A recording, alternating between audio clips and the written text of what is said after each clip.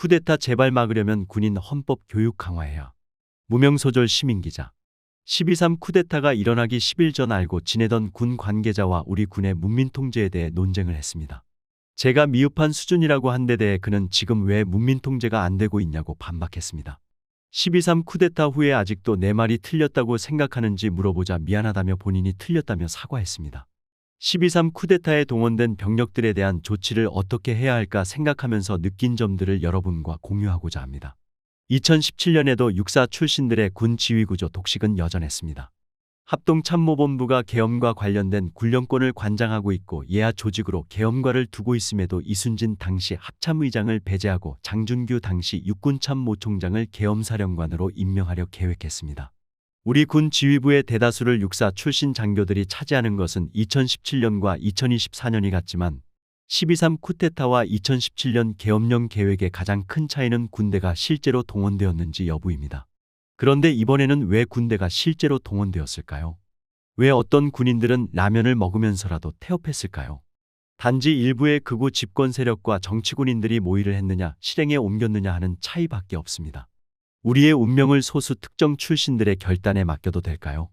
최근 계엄군들이 뉴스토마토 기자를 폭행하고 핸드폰을 빼앗아 촬영한 영상을 지우는 모습이 공개되었습니다. 과거 707 특수임무단장 김현태 대령은 케이블 타이가 문봉세용이며 페이스북에 단 한 명의 국민도 다치지 않았다. 부대원들이 억울하게 폭행과 폭언을 당했다. 비상계엄이 선포되던 그날 707 특수임무단의 출동은 국군 통수권자의 정당한 명령이었다 등의 내용을 올렸습니다.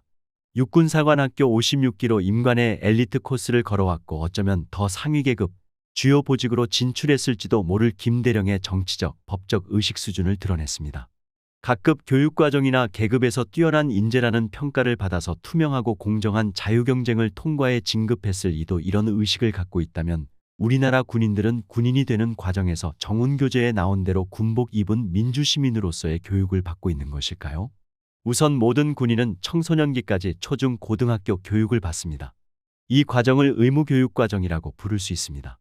일반적으로 의무교육과정의 끝에는 대학 수학능력시험을 보는데 이 과정을 마칠 때까지 헌법교육을 제대로 받을 기회는 많지 않습니다. 헌법 관련 내용은 고교 과목 정치와 법에서 다루고 있습니다. 교육부 보도자료 2025학년도 대학 수학능력시험 채점 결과에 따르면 이 과목 응시자는 총 수험생의 6.4%에 불과합니다. 학교에서 사회과 과목으로 정치와 법 과목을 수강했지만 수능에서 응시하지 않는 경우가 많다고 하더라도 전체 학생의 절반을 넘지는 못할 것입니다. 그렇다면 군인들이 의무교육 과정에서 헌법에 대한 교육을 충분히 받지 못했다고 할 수 있습니다. 그리고 가장 많은 비율을 차지하는 병 입대자의 경우 개인의 상황에 따라 다르겠지만 통역병, 카투사, 공군 등의 상대적으로 군대 문화가 선진적이라고 평가되는 군을 선호해 경쟁률이 높은 편입니다. 지난 3월 한국미래일보의 보도에 따르면 공군의 지원 경쟁률은 10대 1 수준으로 높아졌습니다. 그렇다면 상대적으로 가정이 어렵거나 교육 수준이 낮은 등 사회적 계층의 평균이 낮은 인원들이 현실적으로 쿠데타에 동원될 가능성이 가장 높은 육군의 주 입대자원이라고 볼 수도 있을 것입니다. 현장 지휘관과 간부들이 헌법에 근거한 판단을 할 줄 모르는 문제도 드러났습니다. 군 간부들은 임관 전까지의 양성교육 과정과 임관 후의 직무능력 향상을 위한 보수교육 과정을 경험합니다. 교육훈련 과정에서는 헌법, 군인의 지휘 및 복무에 관한 기본법, 계엄법, 전쟁법 등에 대한 교육이 충분히 이뤄져야 하나 실제 현장에서 이러한 교육들이 중요하게 다뤄지는지 큰 의문이 듭니다. 당장 이번 쿠데타에 동참한 것으로 보도된 가장 마지막 기수가 육사 60기 초반 기수인데 연령대로 보면 고작 40대 초반입니다. 그 이하 특정 세대들의 우경화 경향을 고려하면 법규 교육은 충분히 보강되어야 할 것입니다. 이번 쿠데타를 통해 군인에 대한 교육이 미흡했던 점을 다시금 느낍니다. 삼권 분립을 알고 있다면 군인이 국회에 쳐들어가면 안 된다는 것을 알았을 것입니다. 아침 점호 때마다 외치는 육군 복무 신조를 제대로 배웠다면 2009년경에 상관의 명령에 절대 복종이 아니라 복종한다고 문구가 변경된 이유가 부당한 명령도 따라서는 안 되기 때문임을 알았을 것입니다. 전쟁사를 제대로 배웠다면 제2차 세계대전 후 뉘른베르크 전범재판에서 부당한 명령에 저항하지 않은 전범들의 처벌 결과를 알았을 것입니다. 한편 계엄령에 대해서는 현행 교육과정에 따라서 육군 소위만 달아도 신임장교 지휘참모 과정에서 국지도발 대비작전을 배우면서 과목의 제일 앞에 언급됩니다. 교육과정이 부실했고 교육을 통한 의식, 행동 변화가 미흡했다고 보아야 할 것입니다. 교육 과정이 끝나더라도 망각 주기를 고려하여 야전 부대에서는 주기적으로 법규 교육을 해야 할 필요도 있습니다. 저의 개인적인 경험에 불과하지만 육군본부 법무실에서 배부해준 주간 법규 교육 자료를 지휘자, 지휘관으로 근무하면서 계속 직접 교육해 왔습니다. 교육 자료들은 학명, 군무이탈, 지시불이행, 점유이탈물 횡령죄 등 군사법적 측면에서 부대 관리를 원활하게 하기 위한 조항들에 대한 내용 위주로 이루어졌습니다. 그나마 매주 수요일에 하는 주간 정신교육도 지휘관들이 직접 하도록 계속 강조되었지만 주간 군법 교육을 강조하는 경우는 거의 없었습니다. 이런 교육은 진급이나 선발의 요소로 포함되지도 않을 뿐더러 자료에 접근하는 방법을 아는 간부들도 많지 않습니다. 우리 군은 정치적 중립을 준수할 의무가 있습니다. 하지만 법에 의한 지배가 있다면 명목상 중립은 실질적 중립으로 기능하지 못할 것입니다. 정치적 중립 준수의 의무라는 결과는 이야기하지만 정작 정치적 중립을 지키기 위한 판단을 할 만큼 충분한 관련 법규 교육이 이루어지고 있나요? 헌정 질서를 수호하기 위해서는 헌법을 알아야 하는데 의무 교육 과정에서도 군 입대 후의 과정에서라도 충분히 가르치고 있나요? 그러지 않기 때문에 많은 군인들이 우경화된 토양에서 20대 초반 혹은 그 이상의 세월을 보냅니다. 이 기사를 읽는 분들 중에서는 정운병과의 정운이 정치운연의 약자임을 아는 분들도 계실 것입니다. 문재인 정부에서 사상과 이념무장을 강조하던 시대의 산물이며 국민과의 소통 역할을 강조하기 위해 2020년 정운병과 이름을 공보정운으로 변경했습니다. 정자도 정자로 바꾸었는데 군의 정치적 중립과 바른 훈련을 강조하는 의미였다고 국방부가 설명했습니다. 하지만 윤석열 정부에서는 2024년 1월 정운병과로 다시 바꾸었습니다. 정신전력을 이렇게까지 강조한 윤석열 정부가 1년도 되지 않아 시행한 일이 12.3 쿠데타였다는 점을 생각하면 누구를 위한 정운 업무인지 의문입니다.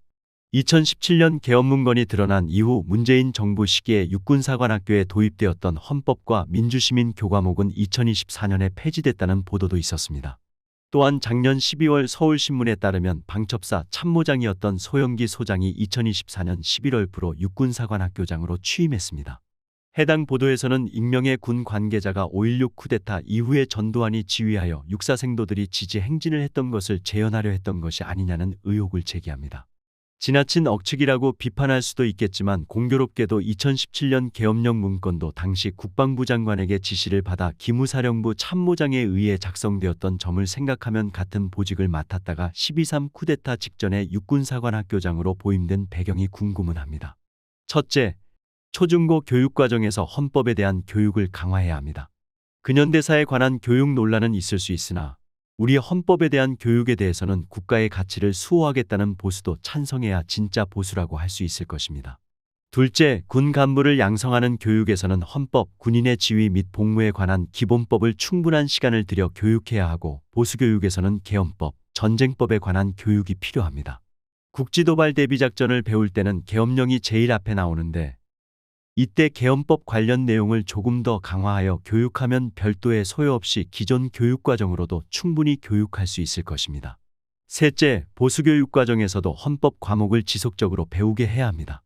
인력 운영상 헌법 전체를 교육할 시간이 부족하다면 지휘자가 되기 전 신임장교 지휘참모 과정에서는 국가관 확립에 필요한 헌법 총론을 가르치고 지휘관이 되기 전 대위 지휘참모 과정에서는 부하들을 지휘하며 필요한 기본권론을 배워 심성을 가다듬게 하고 영관장교가 되기 전 합동군사대학 과정에서는 통치구조론을 가르쳐 군사전략을 배운 군인이 국방안보의 관점에서 문민통제 우위의 원칙을 받아들이는 특정직 공무원으로서 정체성을 가질 수 있도록 하면 좋겠습니다. 넷째, 장기복무, 진급, 위탁교육 선발 시 헌법 단일 과목에 대한 시험을 도입하고 장성급 장교들에 대해서는 계급별로 헌법 주제의 논문을 제출하게 해야 합니다. 이러한 시험과 논문 심사는 외부기관에서 할 수 있도록 제도를 마련해야 합니다. 다섯째, 현재 군인의 인사청문회는 합동참모의장 임명 예정자 대상으로만 이루어지고 있으나 장성급 장교들로 인사청문회를 확대하고 위에서 언급한 논문을 자료에 포함시키게 해야 합니다. 군인들이 국회에서 민간 정치인들에게 검증받는 경험을 토대로 문민통제 우위의 원칙을 군인들 스스로가 새기게 해야 합니다.